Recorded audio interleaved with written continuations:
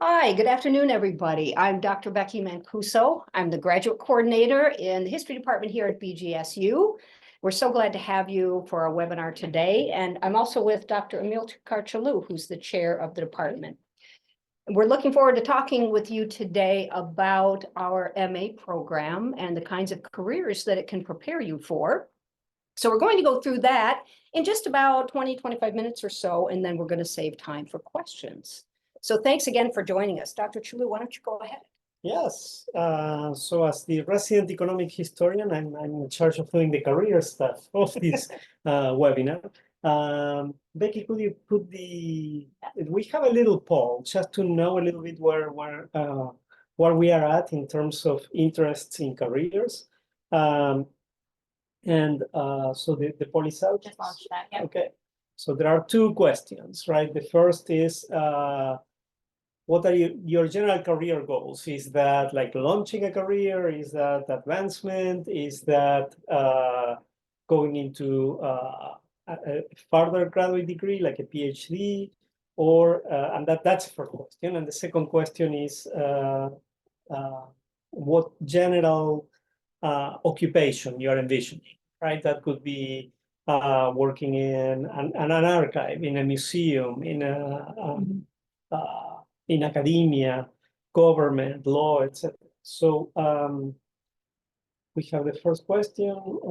Let me know when you have some answers, and we go into it. Yeah, people are answering it right now. Yeah. So let me begin while you're taking the survey, discussing a few things about careers. So I think the job market today and the economy today is what we may call a knowledge economy, right? And it's an economy that, I mean, if we take a look at the post-war era, things were quite predictable, right? You could start a trade and be sure that you could continue into that trade and working in that occupation for a while. And that applied to blue-collar jobs, white-collar jobs, and also in academia. You would just start an MA, start a PhD, and then you would be funneled into an academic career, and that's it. The economy these days, or the society these days, is a little bit different, and it has been different for a few decades, but now it's quite obvious that it's way more fluid. In a way, this has to do with social, economic transformations in general. We are living through a period that would be comparable to the Industrial Revolution in a way. So imagine in the Industrial Revolution, again, you knew where you are going to be going. Am I a peasant? I'm an artisan. I do an apprenticeship. And then after that, and then the Industrial Revolution like upset all that. We're living in a similar world in which we have less certainty, but also amazing opportunities, right? And in a way, knowledge and technology are getting us to expand the frontiers of what we can do. So it is exciting. At the same time, there's, I mean, the old ways don't work necessarily the same. So when we're talking the old ways, right, and we're talking about a history degree, I want to dispel this idea that the history degree is just entrenched in the past, that it's something for what I would call library rats or archive rats, right? Like I nerd out in history, so I do my my MA, maybe later my PhD. History career is quite malleable and serves a lot of functions. In fact, that's in the present, that's even in the past. Just take a look at our roster of presidents or senators or diplomats. Kissinger, who recently passed, right? Historian, right? And people with a history formation are everywhere, were everywhere, are everywhere, and will be everywhere. Because history is a broad training that helps in many ways. Particularly, an MA in history helps you or empowers you, that's the word I like, empowers you to move into different career paths that some of them may be obvious, some are less obvious. And so I wanted to cover those a little bit. Do we have the two answers to the polls? It's a pretty fair mix of responses across all of those Across categories. all the categories. So, Oh, good. Oh, okay. So bad luck for you guys. I will go through all the slides. Maybe I thought that. Okay. So can you move on to the first slide, public Yep. history careers? So a typical outcome of a career outcome of an MA in history is working in what we call public history, right? And the name may not be necessarily that recognizable outside museums or outside academia. But public history stands for what I would say history for the public, with the public, and to a large extent by the public, también, too. It's the public engagement dimension of history. We are not producing history for the consumption in the ivory tower. We are producing history to engage people in the passion for history, storytelling, memory, etc. We have had great success with our students doing public history careers to a large extent, because we have designed the MA as a degree that it's bringing content and applying it to internships, to historical interpretation, cataloging of collections, etc. And you have here just four examples, but really we could go on and on. People are all over Ohio, all over the country. We have folks in Montana, Texas, Tennessee, Wisconsin. Yeah. And one of the strengths of our program in terms of public history is precisely not only that internship dimension, but also how we apply in our capstone and in different classes the skills. But this is one path, going into a path of working in a museum. It could even be national parks, places like that. Then we move to the next one, and we have another key path is government, libraries, education in general, and education more like higher education in PhD programs.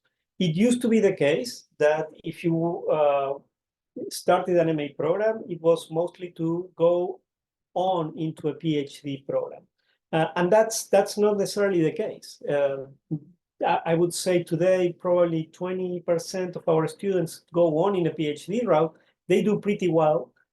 We have a good placement in PhD programs. But we have them, again, working all over the place. We have folks, and the latest news we received is someone being hired in University of Washington, Seattle. So that's a distinct possibility. The academic history market is a little bit restricted these days. So in order to move on into that path, you also need to bring in a portfolio. You are not just expert in a topic, you need to bring other skills as well. Our MA sets you up for that. I think gives a very good preparation. But let me talk about the less obvious paths as well. We have folks working in the federal government, assisting or in legal research, in EPA. We have folks working in libraries and as legislative aides who now are chief of staffs of legislators.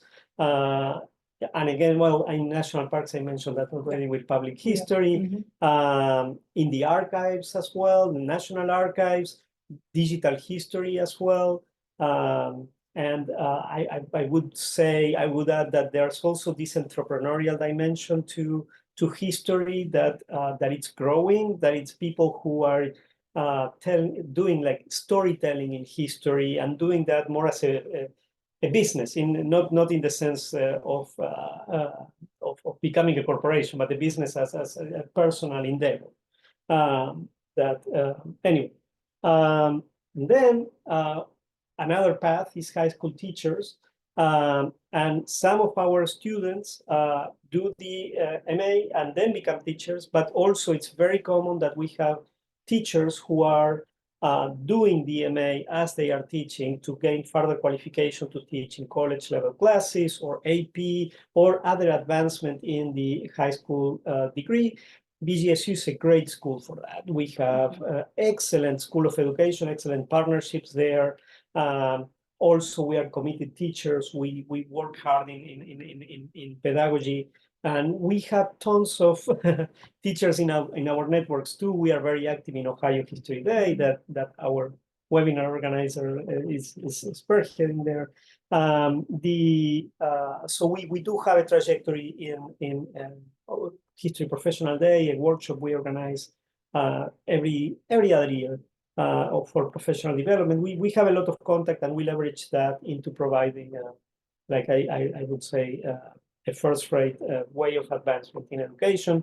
We have our alums, again, all over the place, in public districts, also in private schools, and also in non-teaching positions. Some folks are doing advising, or some people do DMA and then apply for a principal position and things like that. And I think I went over my 10 minutes. Oh, no, you're just a little bit, you're all right. That's a story of my life. So thank you for your attention. I'm happy to entertain any questions. History professors like to talk. Yes, if we can go to the next slide, that's a picture that I took of our graduating class. And it's just been really rewarding for me to see where they've gone and the variety of jobs that they have. Many of them are in history-related fields, some others not, but that's what they chose. And the important thing to say about that is that they were qualified to do that. So yeah, that was a really fun night. Graduation's always fun for me to see everybody launched and to see them doing so well. So yeah, I'm just going to walk you then briefly through a few points about our MA program. We're not going to really get into the weeds a bit too much, but just some of the different kinds of programs we offer, because we have several, and what it takes to apply, and then just briefly how to get through that MA to prepare yourself for what you want to do. So if you want to go ahead to the next slide, thank you. This shows you our different types of degrees and certificates. So the full-time MA program is the most competitive one. That's the full-time program, largely face-to-face, although we do have some online classes. But you come to Bowling Green, you study with us, you work with us, because for this particular group, we offer tuition scholarships and a stipend so that you can be a teaching assistant with us, or in some cases, we place our grad students in the archives here at the university. But that is our competitive full-time 2-year program. And we're recruiting for that right now and going through all the applications there right now. Many people, though, join our program part-time. These would be teachers. These might be public history practitioners out there. So studying part-time is a good possibility. And we do each semester offer a couple of, at least 2 usually, online programs, right? Online courses, yes, so that students can study remotely, and that works real well for teachers and office workers and so forth. We have a couple of certificate programs. One is a certificate in public history, which many of our full-time MA students earn, and they earn it on top of the regular MA. So when you come out of our 2-year degree, you can have the full MA, but then you also have the public history certificate on top of that, which is attractive to, again, museums and historic sites and so forth. It's also a standalone program, though, if you just want to come in and take the necessary classes of 14 to 15 credits to earn a certificate in public history to advance your career. You can do that. The certificate for professionals and educators, Dr. Challú mentioned that a little bit, and that is mainly for the high school teachers who want to be promoted or to teach those AP history courses. And that is offered mainly online. We make sure that we always have online courses that appeal to those students. Finally, real quick, we have an accelerated BA to MA program. So if any of you folks there are undergrads at BGSU, for your last year as an undergrad, you can apply to that program, and we take a look at your record. And if you have a strong record, then you can get in the accelerated program and start taking graduate classes as an undergraduate, and then jump into the full program. Okay, so pathways through the program. You need 30 hours of credit for the full MA, and I will let you read there the kinds of courses that we have. The kinds of courses that we have, the variety of courses, not just in areas like US or Europe or Asia. We have all that, but also in all kinds of other interesting topic areas that are really interesting at the moment and getting a lot of attention at the moment. Courses on conflict, courses on drugs and alcohol in history, and we're going to be offering more digital history courses coming up too. So you go through the program, you need to take a required course in historiography, but the rest of the courses you can largely choose. If you're working on public history, you take a concentration of courses in that area. But as you get into your second year, or if you're part-time, after you've gotten enough credits behind you, you begin to design your own capstone project. And we mentor you through that. And there are 3 choices, although within those 3 choices, there are many, many things you can do. The first pathway is the thesis pathway. And if you're thinking of going on for a PhD, or if you just simply like to write and you want to do a large-scale writing project, you can do that for your final project. We have the exam option too, comprehensive exams, and that also comes with, we ask the student to enhance one of their best seminar research papers, and your professor helps you get that into shape so that you could either publish it or you could go to a conference and present the paper and have it published in conference proceedings. So we really like to do that with a view to kind of giving you some skills to move forward in that way, helping you do public speaking, for example, or to just learn what the fields are like out there, what the employment fields are like, and you can think about what employers are looking for as you work on those skills. The final pathway is the public history project. And that one, again, you work with a professor here at BG, but then usually a practitioner out there in the field. It could be an archivist, it could be a museum curator, it could be a museum education director. There are so many possibilities. It could be with someone in government, depending on what some of these offices and institutions are looking for. And yeah, all kinds of projects, curation, exhibits, archival projects, tours, podcasts, all of these kinds of things. And so we have students now doing archival work, podcasts, all kinds of fantastic projects. And at the end, when you're finishing up your project, you give a presentation to the department and you go on your way. All right, so that gives you a sense of the capstones, research and professional development. That's our next slide. And we just wanted to tell you briefly that is a real strength of our department and something very important that we offer. From the very beginning, we want, again, for our students to have a view to what employers out there are looking for, what the public history fields, what public history employers are looking for, what the field is like. And so we support you in your research. If you need some money to go to an archive and do research in an archive, if you need money for a public history project, we can generally support you in that. If you want to go to a conference and present one of your papers at a conference, we give you some funding to do that. And so does our graduate college. So there are a few avenues for funding there. But that's just a great way for us to kind of get you out of the university walls a little bit and get you out there doing research and meeting folks and just learning about the world. Anything to add about that, Dr. Challú? No, Okay. no. I the only thing when we were talking about the classes, the historiography class, I mean it is an introduction of the theory of history, to put it in a way, but also it's an introduction to the field, right? And what does it mean to be a historian in the present age? And it's also a good way to get to know all the other first year students.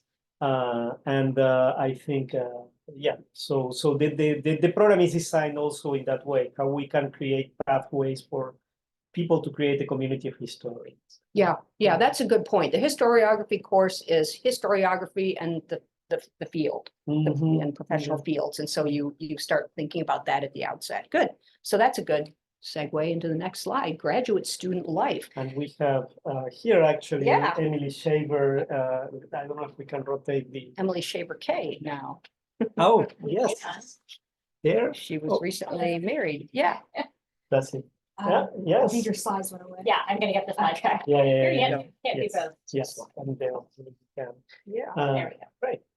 But feel free just to tell everybody a little bit about what life is like in Bowling Green and your experience here as a graduate student. Yeah, we have a great community of, studying historians here. The grad students are pretty tight with each other. We definitely try to support each other as much as we can. We have an honor society. We try to have events every year, going to local museums, local historic sites. We try to have movie nights and game nights, and we sometimes take trips. Last year we went to Chicago and we toured some museums in Chicago. We've been to Louisville. I think the year before they went to Cincinnati. And it's a good cohort, I think. Yeah. And the professors are very supportive of anything you want to do here. One thing I really like about our program is that there's not really any emphasis on any one path. You can, if you want to do a thesis, great, that's perfect. If you want to do a public history capstone, perfect. If you want to do exams, that's no one path is any less, it's not considered any less academic or any less important than any other. And so I think there's a lot of good support for that. I think there's also a lot of good support for understanding the reality of what the field is like today. The field of history has changed a lot in the past, half century. And you have to navigate it in different ways than maybe a lot of our mentors have gone through it whenever they were in grad school. And so there's a lot of good there's a good infusion of realism here. Yeah. And I really think that well prepares you for what you're going to encounter once you. And one point I wanted to add on this is that realism doesn't mean pessimism. In that actually careers in curation, careers in archives, libraries, they are growing. They are growing even faster than the general job market. So it's an exciting time actually to do history too. Yeah. It is. You, Emily, actually worked as a teaching assistant for us for a year, and then in the archives. So you had a kind of a good variety of training while you were here. Yes, and I think being a TA prepares you really well for not even just if you want to go into like a PhD program or you want to be a professor, you want to be a teacher, but it really teaches you how to best communicate your knowledge of history to an audience that may not be as familiar with the topic as you are. So it's beneficial no matter what area of history you go into. Yeah. If you work in a museum, it prepares you for being able to communicate with the public these ideas of history that they aren't going to know as well as someone that studied the field for 10 years, 20 years. Right. And being, I'm currently the research assistant in the archives, and it's prepared me with being able to handle artifacts and records and physical aspects of history that is not as well learned in the classroom. It's good to have that hands-on experience Applied for me experience. and Yeah. because I enjoy the archives and I may want to go into a career in the archives. So if you're interested in the archives, that's a good way to kind of understand if you want to pursue that as a career. Good. Thank you. Well, we have a few minutes for questions, and if you want to bring up that last slide so that people can see my contact information there. You can email me if you want to have a Zoom meeting or face-to-face meeting to talk about your interests, your needs, and a timeline for maybe when you would like to apply. That would be great. And you see, I've got my email there. Oh, I also have my phone number. It's kind of old-timey, but grad students do occasionally call me, so I'm going to put that up there. You might also want to contact other BGSU professors that you want to work with if you're interested in the history of Africa, history of Asia. If you're interested in the history of technology, we have professors who do that. And so give them a call and or an email or Zoom, I guess, and come and see them. And it's never a bad idea to talk to a few professors. You see there at the bottom of that last slide what you need to apply, but I'm happy to coach you along with that as well. So we have a few questions. Oh, we do. We have questions. Excellent. We have one question right now. If a current Bowling Green student is finishing his BA this coming fall 2023, would he be able to start the MA program in the spring? Yes. They could start with courses. Okay. Funding is a little bit more challenging because the funding comes through for fall. And so we would have to see if we had any funding left, for example, for that person to work as a teaching assistant or something like that, but it's certainly possible. But there, again, you can take graduate classes your last term if you want to be an accelerated student, or you can just contact the graduate college and get permission to take graduate level classes. And then those can transfer over into the MA. Yep, up to 9 credits. Yep. Waiting to see if we have any more questions.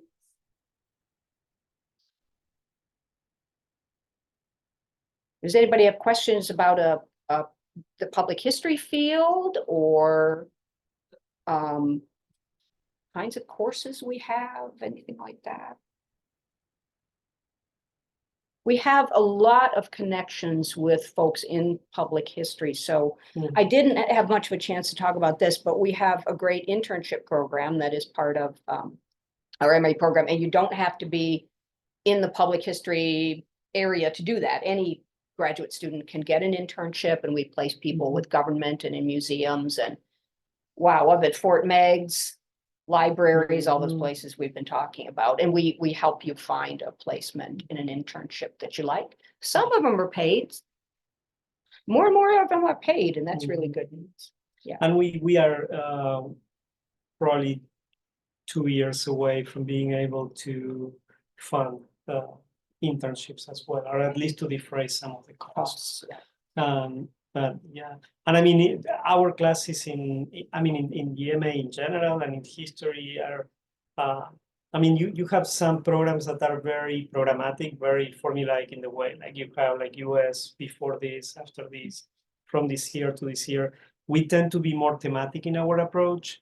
We do have American history classes, we do have world history classes, but we tend to bring things together. So for instance, we have a class on environment and health. That's the one I helped create, right? That whether that ends in the US or goes beyond, it's I mean, it's all at once. Classes on drugs and alcohol history, right? Or even the local history class that Dr. Mancuso teaches. Some people are doing local history, but of a side that it's not in the United States as well.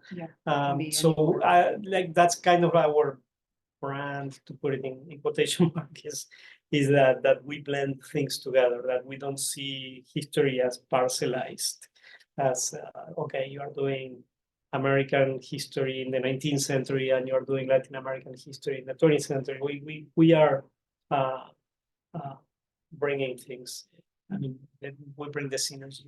I don't know if there's some question or.